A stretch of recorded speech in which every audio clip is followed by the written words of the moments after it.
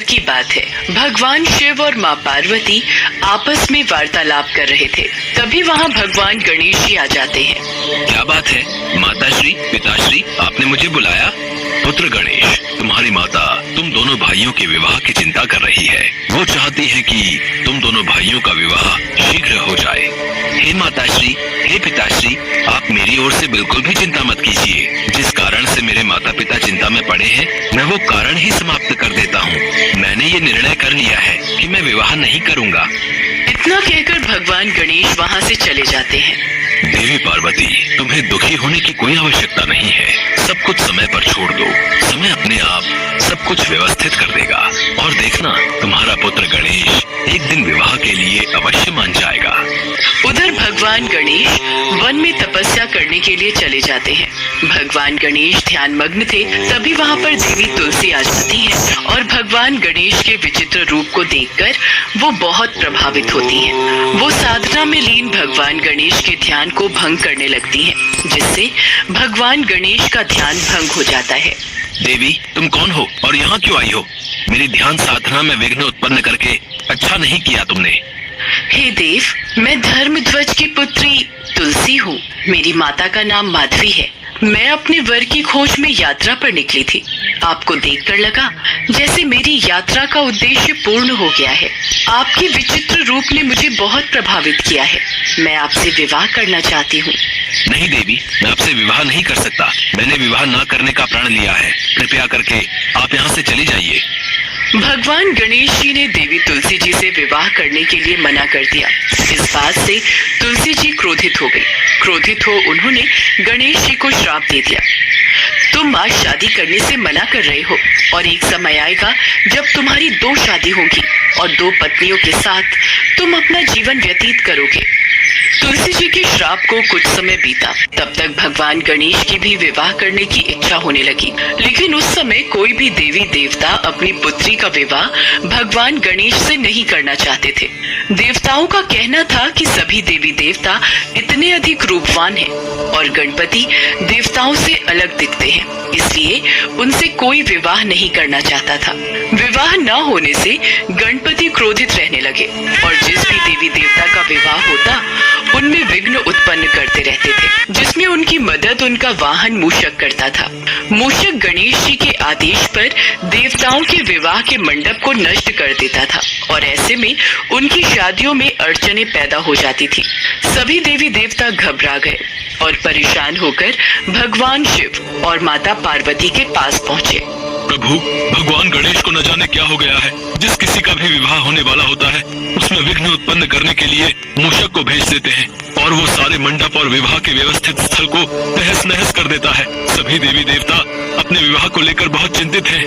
इस समस्या का हल ढूंढने के लिए आपको ब्रह्मा जी के पास जाना होगा। वही इस समस्या से निकलने का समाधान बता सकते हैं। इसके बाद सभी देवी देवता ब्रह्मा जी के पास गए और अपनी समस्या बताई। हे ब्रह्मदेव, कुछ कीजिए। अब आप ही समस्या का कोई समाधान बता सकते हैं। आप सभी को घबराने की कोई आवश्यकता नहीं है।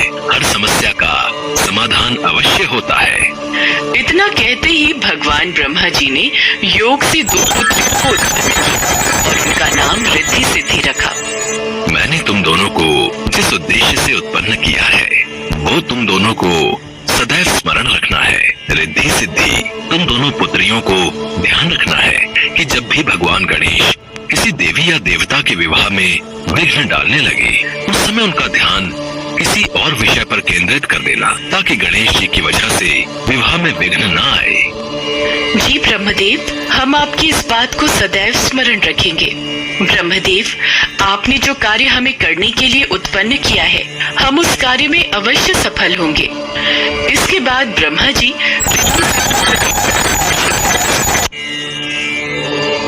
भगवान गणेश, मैं चाहता हूँ आप मेरी दोनों बेटियों रिद्धि और सिद्धि को शिक्षा का ज्ञान दीजिए।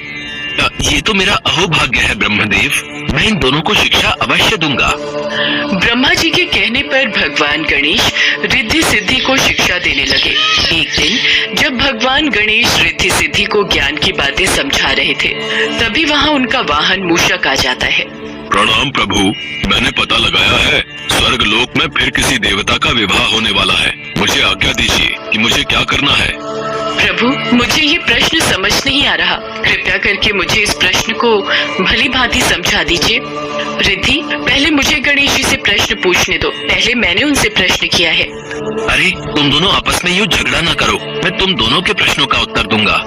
प्रभु का ध्यान तो मेरी ओर है ही नहीं, तो ठीक है, मैं भी अपने में मस्त रहता हूँ। कुछ समय तक इसी तरीके से रिद्धि सिद्धि गणेश जी का ध्यान दूसरे विषयों पर लगाती रही। एक बार गणेश जी की नजर अपने वाहन मूषक पर गई। तुम यहाँ बैठकर लड्डू खा रहे हो? तुम्हें तो मैंने देवताओं के विवाह में विघ्न डालने का कार्य सौंपा हुआ था। प्रभु, मैंने आपको कई बार स्मरण कराने की कोशिश की, पर रिद्धि सिद्धि आपका ध्यान अपनी ओर केंद्रित कर देती थी, और आपके आदेश के बिना मैं कोई कार्य नहीं कर सकता प्रभु। इसी कारण सभी देवी देवता किसी भी विघ्न के बिना अपने विवाह को संपन्न कर रहे हैं। भगवान गणेश को ध्यान आया कि रिद्धि सिद्धि की बातों में लगकर सभी देवी देवताओं का विवाह हो गया और वो अविवाहित रह गए, तो उन्हें बहुत क्रोध आया। इसका पता लगने पर भगवान ब्रह्मा जी रिद्धि सिद्धि के साथ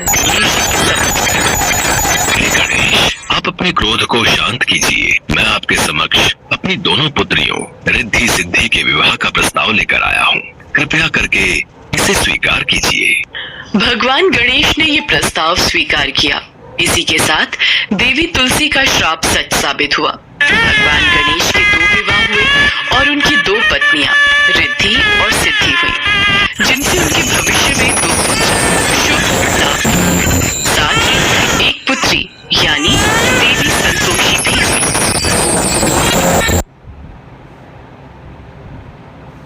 आखिर वो दिन आ ही गया जिसका सबको बेसब्री से इंतजार था। शिव पार्वती के विवाह का शुभ दिन यानी कि शिवरात्रि का पावन दिन। वर वधू दोनों पक्ष इस विवाह को लेकर उत्साहित थे। देवी पार्वती की हल्दी लगने की रस्म आरंभ हो गई थी। स्वर्ग लोक की सभी देवियां, अप्सराएं, सखियां पार्वती को हल्दी का लेप लगाकर अपना आशीर्वाद प्रदान कर रही थी। पार्वती, ये आपके विवाह का जोड़ा महारानी ने भिजवाया है। देखिए कितना सुंदर है। सचमुच, देखो पार्वती, कितना सुंदर विवाह का जोड़ा है। इस पर तो जड़ाऊ हीरे और सोने की कढ़ाई है। महारानी ने कहा है बारात के आने से पहले पार्वती को तैयार करना है। जया विजया, अभी बारात आने में कितना समय बाकी है? अभी तो कुछ समय बाकी है पार्वती। तभी देवी लक्ष्मी और देवी सरस्वती भी कक्ष में आ जाती हैं। देवी पार्वती, ओहो, महादेव से मिलने की इच्छा में प्रतीक्षा की ये पल काटना कठिन हो रहा है। देवी लक्ष्मी, आप भी इन्हीं की तरह मुझे सताने लगी। अच्छा ठीक है। जया विजया, सर्वप्रथम पार्वती की हल्दी की रस्म होगी। तत्पश्चात पार्वती स्नान करके 16 श्रृंगार से तैयार होगी। हाँ, ये देखो, भिन्न भिन्न प्रकार की सुगंधित खुशबू से परिपूर्ण ये हल्दी का लेप। उधर शिव जी तो भोले भाले थे। उन्हें कौन बताए कि दूल्हा कैसे तैयार होगा। उन्होंने अपने पूरे शरीर पर भस्म लीप ली और सभी शिवगण तो उन्हें उस रूप में ही देखते आए थे। उन्होंने शिव जी के उस रूप की बहुत प्रशंसा की। शाम के वक्त शिव की बारात निकलनी शुरू हो जाती है। इस बारात में देव, दानव, भूत, नाग, नागिन सब बाराती बने। उधर देवी पार्वती भी 16 श्रृंगार करके तैयार हो चुकी थी। बारात आ गई, चलो सब देखने चलते हैं।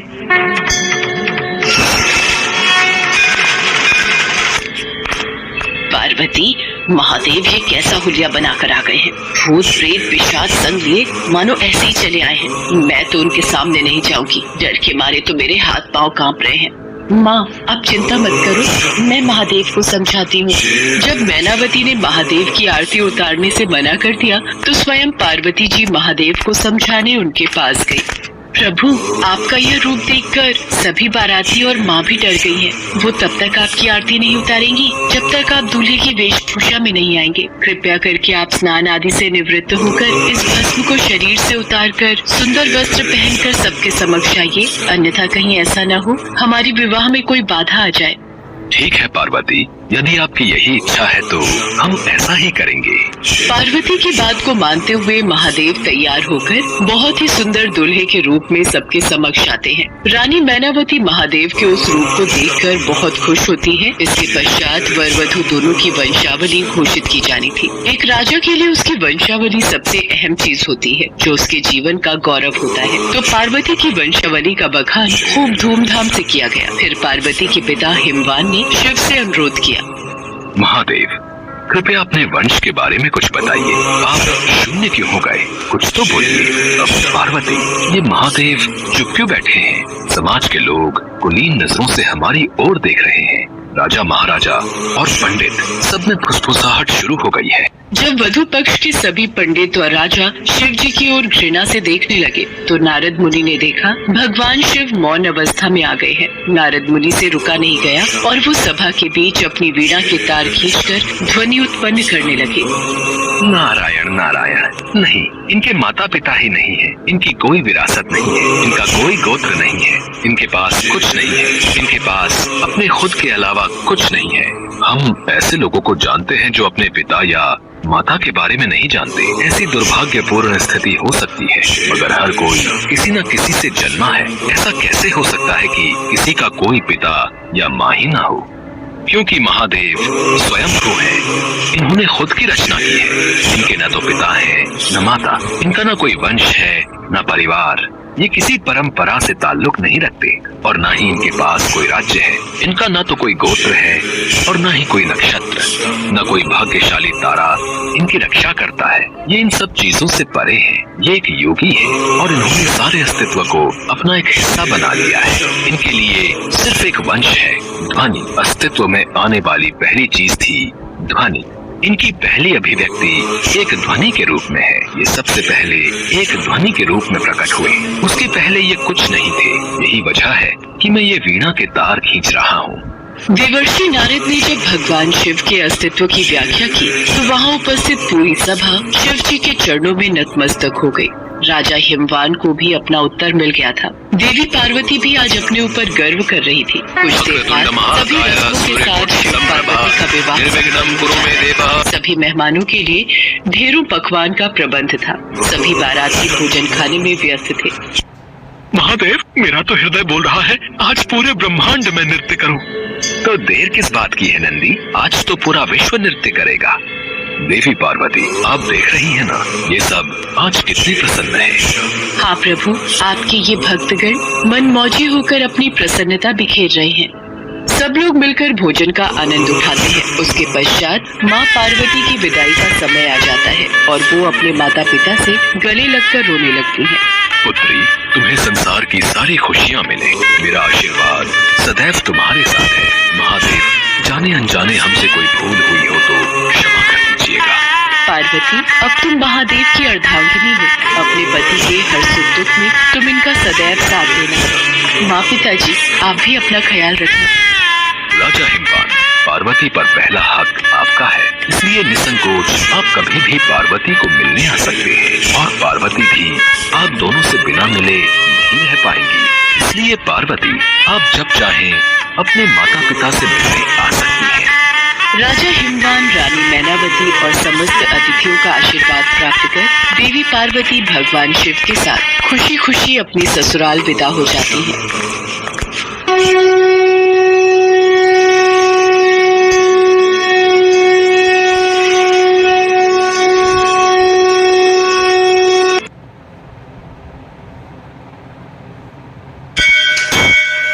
पंडित जेठानंद जी भगवान भोलेनाथ के बहुत बड़े भक्त थे। वो वाराणसी में रहते थे। शिव मंदिर में एक पुजारी के पद पर वो कई वर्षों से सेवा कार्य कर रहे थे। शिव पुराण, शिव व्रत उद्यापन, शिव चालीसा और शिव भजन कीर्तन आदि की पूजा विधि का कार्य वो भली भांति संभालते थे। अरे पंडित जी, आज आप बड़ी सुबह सुबह ही तैयार हो गए।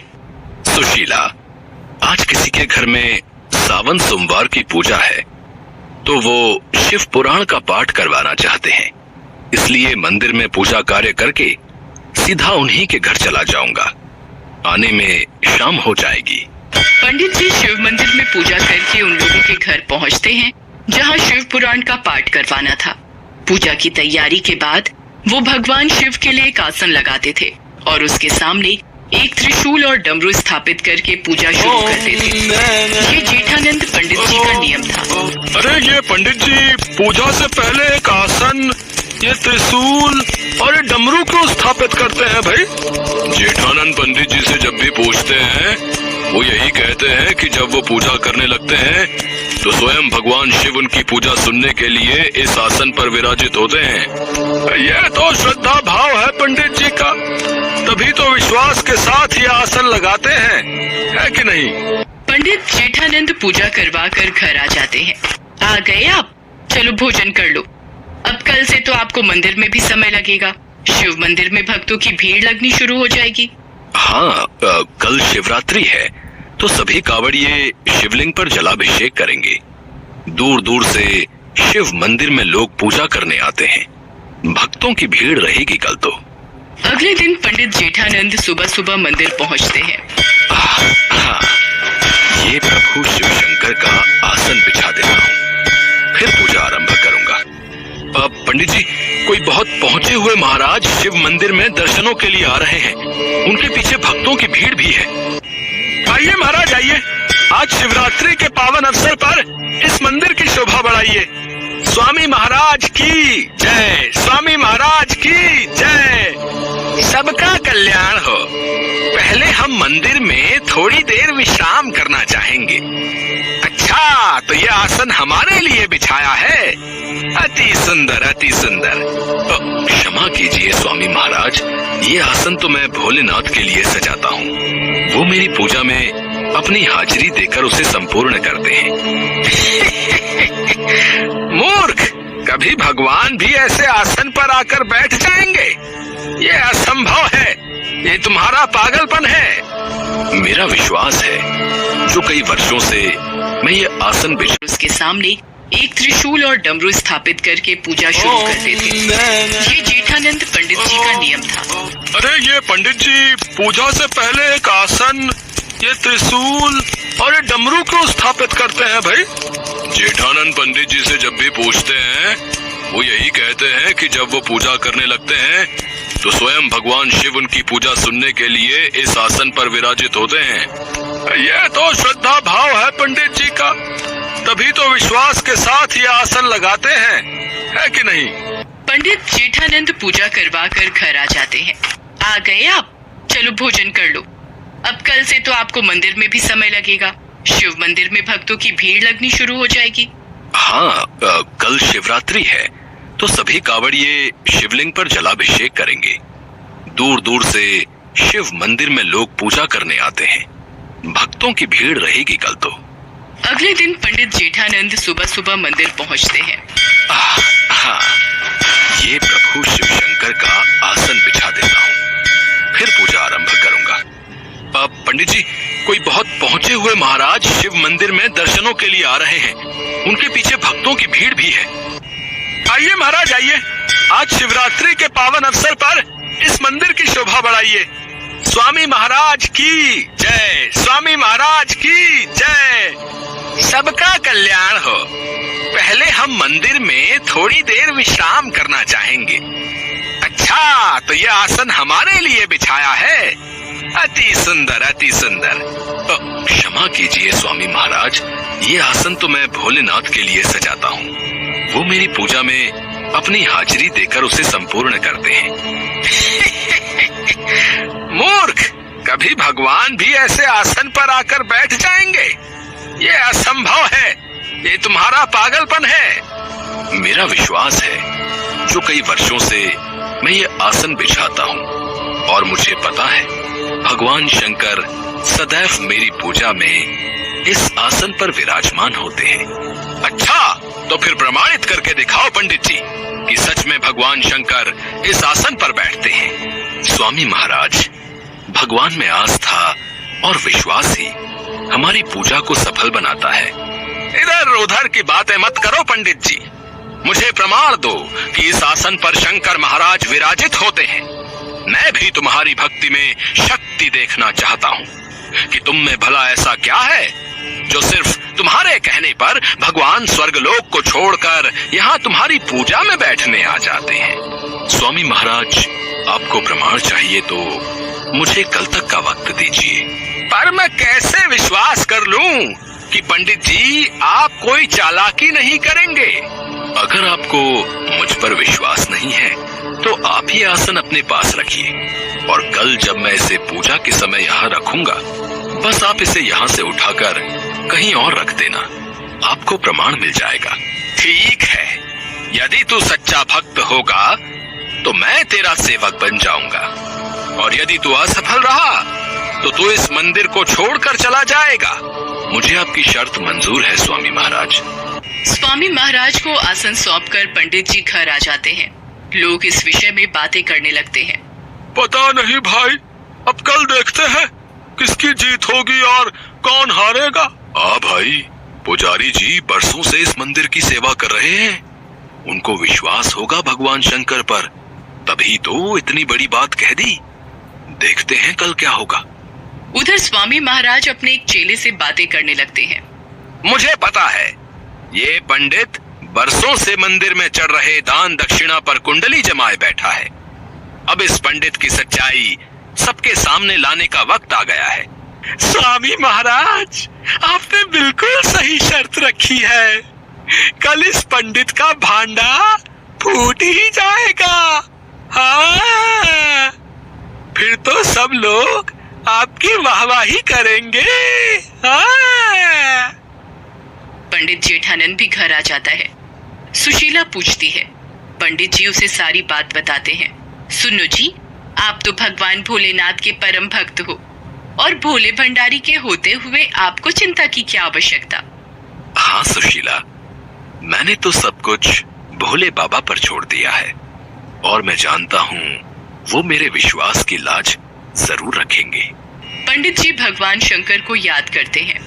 हे भोलेनाथ, हे परमेश्वर, कल आपके भक्त की परीक्षा है, और मुझे पता है कि आप मेरी सहायता जरूर करेंगे। अगले दिन पंडित जेठानंद मंदिर पहुंचते हैं। स्वामी महाराज पहले से ही मंदिर में पहुंचे हुए थे। आइए पंडित जेठानंद जी, आप ही का इंतजार हो रहा था। चलिए, ये रहा भगवान शिव का आसन, लगाइए इसे और पूजा शुरू कीजिए। देखें भगवान यहाँ विराजेंगे या नहीं।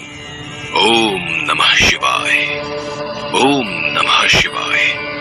हे शिव शंकर, यदि मैं सच्चे हृदय से आपका नाम लेता हूँ, यदि मैंने अपने शिव शंभू की सदैव सच्चे मन से पूजा की है, तो मेरे भोलेनाथ आज यहाँ विराजो।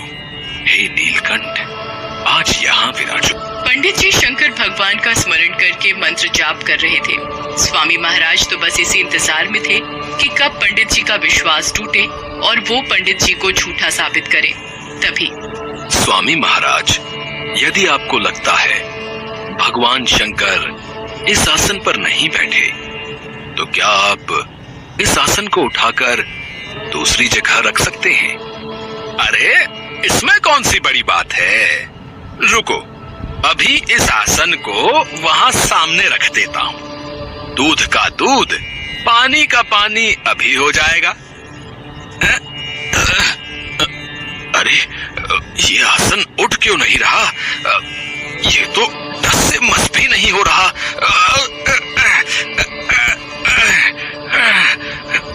ये असंभव है। अरे, मैं तो जोर लगा रहा हूँ, ये आसन उठाना मेरे लिए मुश्किल है। तो क्या सचमुच भगवान शंकर इस पर बैठे हुए हैं। तभी स्वामी महाराज को महसूस होता है जैसे किसी ने उनके हाथ को ही छिटक दिया हो। वो घबरा जाते हैं और पंडित जी से क्षमा मांगते हैं। सब लोग इस चमत्कार को देखकर आश्चर्य में पड़ जाते हैं। हे महादेव, आप सचमुच इस आसन पर बैठे हैं, मुझे यकीन हो गया। पंडित जी, मुझे माफ कर दीजिए, आपकी भक्ति जीत गई, मैं गलत था। आप तो सचमुच भगवान भोलेनाथ के सच्चे भक्त हो। नहीं नहीं स्वामी महाराज, भगवान शंकर के लिए सभी भक्त एक समान हैं। बस विश्वास और लगन की आवश्यकता होती है। भगवान शंकर ने पंडित जेठानंद का विश्वास टूटने नहीं दिया। स्वामी महाराज को पता चल गया था कि पंडित जेठानंद की भक्ति में बहुत शक्ति है, और वो शक्ति सभी के पास होती है। बस उसमें श्रद्धा का दीपक जलाने की जरूरत होती है।